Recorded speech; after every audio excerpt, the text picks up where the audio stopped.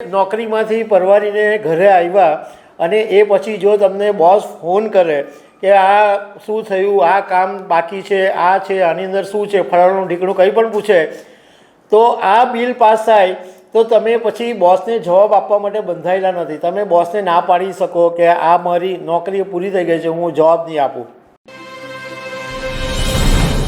દિગ્ગજ નેતા શરદ પવારના દીકરી અને એનસીપીના સાંસદ સુપ્રિયા સુલે લોકસભાની અંદર એક એવું બિલ રજૂ કર્યું છે જેઓ મંજૂર થાય તો કર્મચારીઓ ડાન્સ કરવા માટે એટલા ખુશ થઈ જાય એવું આ એક બિલ છે. આ બિલ પ્રાઇવેટ બિલ તરીકે સુપ્રિયા સુલે રજૂ કર્યું છે. તો આના વિશે હું તમારી સાથે વાત કરીશ.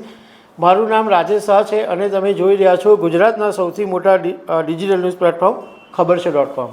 સંસદની અંદર આમ સામાન્ય રીતના પાર્ટીઓ જે છે એટલે સત્તાધારી પાર્ટી છે કે વિપક્ષ છે એ બિલ રજૂ કરી શકે.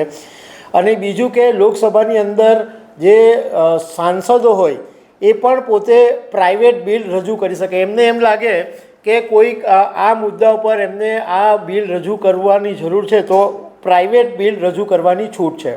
પરંતુ મોટે ભાગના જે પ્રાઇવેટ બિલો છે એ સરકાર તરફથી કાયદાકીય જવાબ આવે એ પછી મોટે ભાગે પાછા ખેંચાઈ જાય છે. પ્રાઇવેટ બિલો બહુ રેર પાસ થતા હોય છે.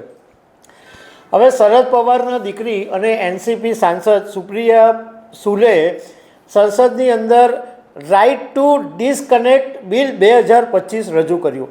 હવે રાઇટ ટુ ડિસકનેક્ટ બિલની અંદર એવું કહેવામાં આવ્યું છે કે જે કર્મચારીઓ કંપનીમાં નોકરી કરે છે એમની શિફ્ટ અથવા એમના કામના જે કલાકો છે એ પૂરા થયા પછી ઓફિસમાંથી અથવા એમના બોસ દ્વારા કોઈ પણ ઈમેલ, ફોન કોલ, વોટ્સઅપ મતલબમાં સંદેશા વ્યવહારના કોઈ પણ માધ્યમથી કનેક્ટ નહીં કરી શકાય, સંપૂર્ણપણે ડિસ્કનેક્ટ કરી શકાય.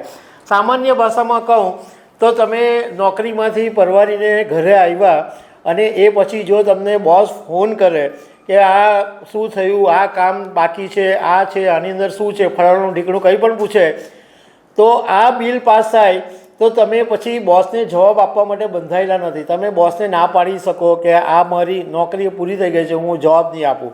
આ બિલ પાસ થાય તો કર્મચારીઓને કાયદાકીય અધિકાર મળે. એટલે આમાં એવું કહેવામાં આવ્યું છે કે આનો આશય એવો છે કે કર્મચારીઓને બહુ જ બધી બાબતમાં તણાવ, સ્ટ્રેસ રહે છે તો પર્સનલ અને પ્રોફેશનલ લાઈફ વચ્ચે બેલેન્સ થઈ શકે અને ફેમિલીને ક્વોલિટી ટાઈમ આપી શકે એ આશયથી આ બિલ રજૂ કરવામાં આવ્યું છે. અને કર્મચારીઓએ એવું ફીલ નહીં થાય કે એ 24 અવર્સ એની જોબમાં ઓન છે. જો કે આ બહુ અઘરી વાત છે કારણ કે ઘણા બધા સેક્ટરો એવા હોય છે કે જેની અંદર તમે ઘરે જાઓ પછી પણ તમને ઓફિસમાંથી ઈમેલ આવે, ઓફિસમાંથી વોટ્સઅપ આવે, ઓફિસમાંથી કોલ આવે તો તમારે જવાબ આપવો પડે કારણ કે એ સેક્ટરો એવા હોય છે. પરંતુ ઘણા બધા સેક્ટરો એવા બી હોય છે કે જેમાં બિનજરૂરી રીતના પણ અમુક કંપનીના મેનેજર હોય, કંપનીના જનરલ મેનેજર હોય, બોસ હોય એ બિનજરૂરી પણ હેરેસમેન્ટ કર્યા કરતા હોય છે. વગર કારણે તમે ઘરે જાઓ, ઘરે શાંતિથી ફેમિલી સાથે જમતા હોય અને ત્યારે ફોન આવે તો તમને ગુસ્સો આવે. જો આ બિલ પાસ થાય તો કર્મચારીઓ માટે એટલે કોર્પોરેટ હિસ્ટ્રીની અંદર આ એક મોટું પરિવર્તન કહેવાશે. અને કેટલાક રાજકારણના જાણકારોનું માનવું એવું બી છે કે સુપ્રિયા સુલે આ બિલ રજૂ કર્યું છે તો પાસ થવાની સંભાવના છે કારણ કે સુપ્રિયા એનસીપી નેતા શરદ પવાર છે એ પ્રધાનમંત્રી નરેન્દ્ર મોદી સાથે ખાસ રિલેશન બી ધરાવે છે અને સુપ્રિયા સુલે પણ ઘણી વખત ભાજપના વખાણ બી કરે છે, દેવેન્દ્ર ફડણવીસના બી વખાણ કરે છે. અને જ્યારે ઓપરેશન સિંદૂર થયું ત્યારે જે વિદેશોમાં ટીમ મોકલવાની હતી એમાં ટીમના એક ભાગ તરીકે સુપ્રિયા સુલે પણ હતા.